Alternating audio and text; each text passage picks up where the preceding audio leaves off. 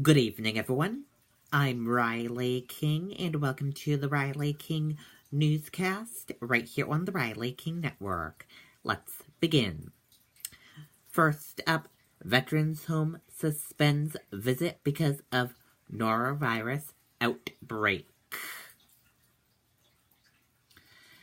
Visits have been suspended at New Hampshire's Veterans Home in Tilton because of a norovirus outbreak. The commandant of the Veterans Home said Friday that several cases of norovirus have been confirmed at the home. The highly contagious virus causes vomiting, diarrhea, stomach pain, and headaches. Officials said they were concerned about it spreading among the 200 feral older residents of the home. Visits by family, friends, and service organizations are suspended during the outbreak, officials said. Visits to several ill residents and those in hospice care will be considered on a case-by-case basis. Officials said the action was taken at the direction of New Hampshire Division of Public Health Services. There was no word on when the suspension on visits will be lifted.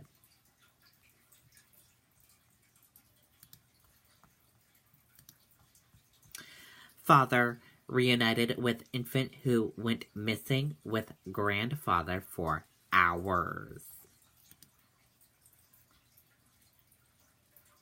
Let's take a listen to the video from WCVB Boston.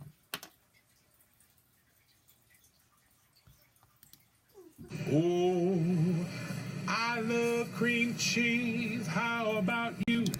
Put some cream cheese on a bagel or two. Add some lime.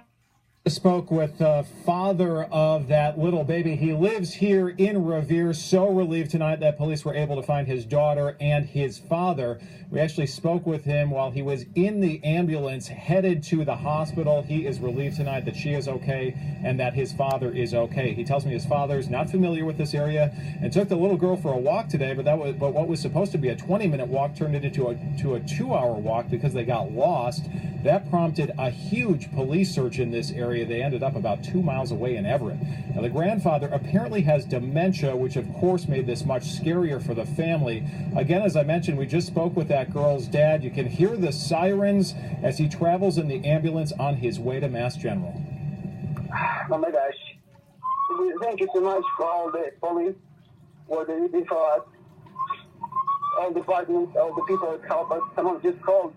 They found the baby crying outside the building, and my father get lost because I applied the dementia. So you could tell there that the little girl's father very emotional, but thankful that she is okay. You might not have been able to hear it there, but he says that his father and daughter, they were walking in Everett. A neighbor heard the baby crying and came out, sensed something was wrong, and called police. And then thankfully that ended this pretty dramatic search this afternoon. Again, that little girl is doing okay, but getting checked out at the hospital as a precaution. We're live in Revere. John Atwater, WCVB News Center 5. Okay, and there you go on that video and that report.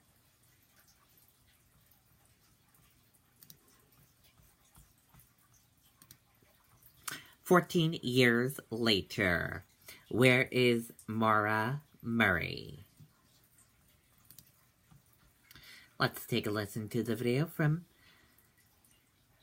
News 8 in Maine.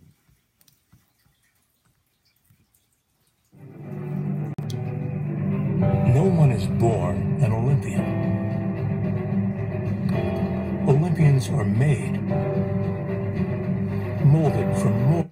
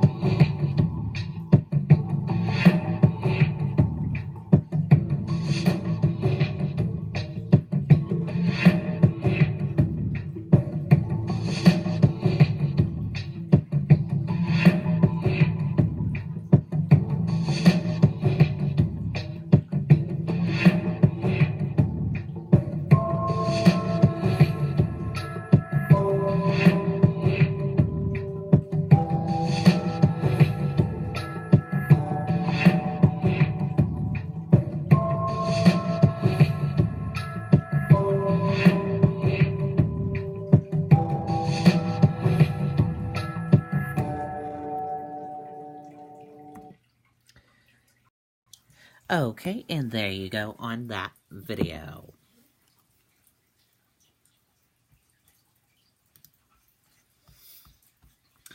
Now let's take a look at your U.S. markets and see how your stock markets closed for this Friday. And here's a look at the markets right now. Your Dow Jones Industrial Average closed in the green and went up. Your Nasdaq closed in the green and went up. S&P 500 closed in the green and went up. CNBC IQ closed in green and went up. Gold closed in the red and went down. Oil closed in the red and went down. US 10-year closed in the green and went up. Euro/USD closed in the red and went down. And VIX closed in the red and went down.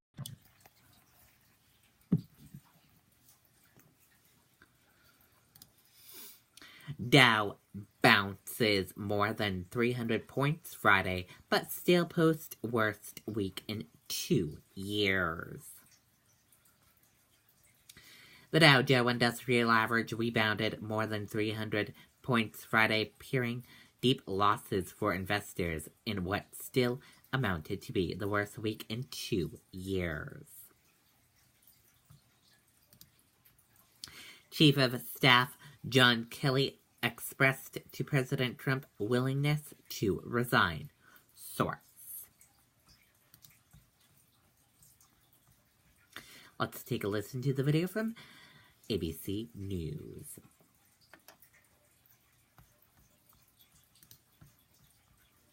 One Sunday every year that Banks & Concord is open, well, it's President's Day weekend, and we need the extra day to handle this popular sales event. We are offering our President's Day pricing right now, so there's no need to wait. Come to Banks & Concord, New Hampshire for special incentives that end February 19th on our inventory of over 2,000 vehicles, including the 2018 GMC Sierra Double Cab. Lease for only $222 per month with zero due at signing. GMC. We are professional grade. BanksAutos.com.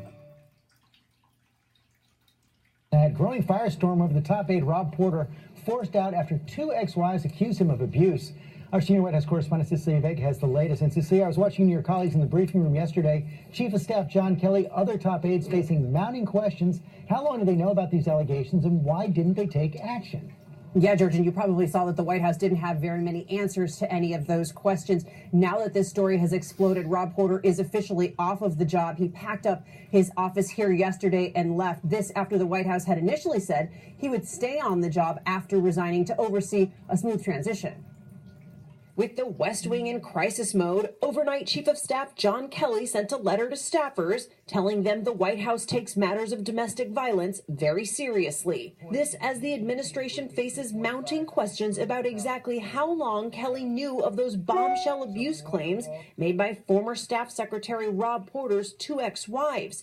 His first ex-wife releasing this photo to ABC saying he punched her in the face in 2005. In that letter, Kelly never mentioned Porter's name, but he offered counseling assistance, saying, "We understand the shock, pain, and confusion that these allegations have caused in our workplace." Both women tell ABC News they told the FBI about Porter's alleged abuse when they were interviewed during a background check for his White House security clearance. And they say Porter contacted them after, one telling the Washington Post he asked if she used the word violent in her interview. His second wife, Jenny Willoughby, says she told them everything. They were asking me to describe his character, asking me to describe anything that I thought might be problematic in his position. I was very candid and frank and detailed with them about my marriage. And his first wife, Colby Holderness, tells ABC in late 2016, another woman reached out to her accusing Porter of repeated abuse,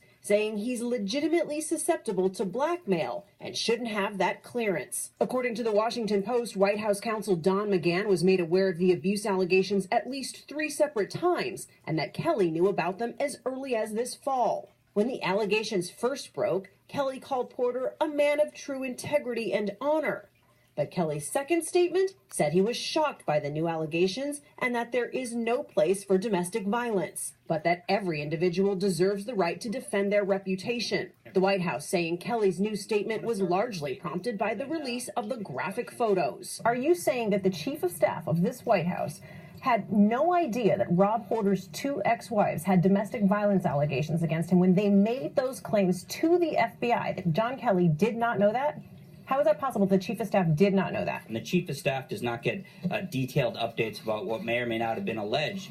This is a process. Porter is romantically linked to White House Communications Director Hope Hicks, the White House not saying whether she helped write the statements commending Porter. But I would say that all the statements were crafted by a number of senior White House officials. Porter denies abusing his ex-wives, saying the outrageous allegations are simply false. I took the photos, and the reality behind them is nowhere close to what is being described. As for what President Trump knew and when, the White House will only say he learned of questions surrounding Porter's security clearance as reports surfaced in the press. He was surprised by it, he was disheartened by it, he was saddened by it.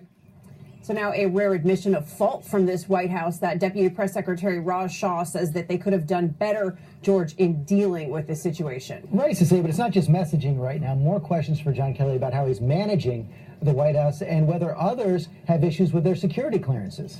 Yeah, because of these abuse allegations, Rob Porter was never granted a permanent security clearance.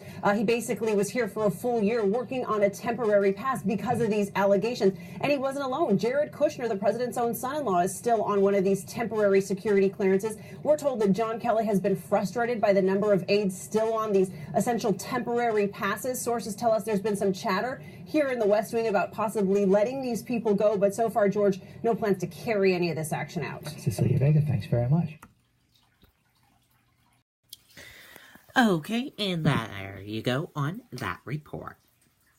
And that does it for the Riley King Newscast right here on the Riley King Network. I hope you all have a great rest of your Friday night, and I'll see you back here tomorrow with more news. Good night, everyone. Bye.